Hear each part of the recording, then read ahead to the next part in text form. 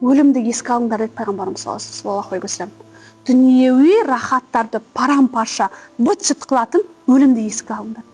Бір сәт ойлашы, өліп қалуы мүмкін ғой. Осыны көп ойлаңдар дейді. Аз ойламаңдар дейді, тағы көп ойлаңдар өлімді дейді. Бізді де жуындырады. Бізге де кебін кигізеді. Бізді де қабірге көтеріп алып барады. Бізді де осындай ғана қабірге жатқызады да үстімізге қара топырақты үйеді. Біз ол. Басқа да емес. Өліп қалғаннан кейін басқадан болып кеткен жоқпын мен. Тура осы ойым, осы сезіммен қаламын мен. Жалғыз. Яғни бір сәт светті өшіріңіз, қараңғы бір бөлмеге кіріңіз да жатыңыз. Сол үшін де кезінде ғалымдар есіктердің алдында не қойған? Қабір қазып қойған.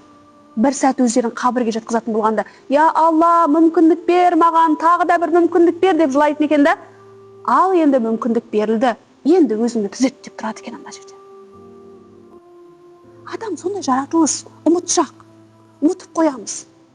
Бірақ біз өз-өзімізді танымайынша, біз күнәға батқанның үстіне бата береміз.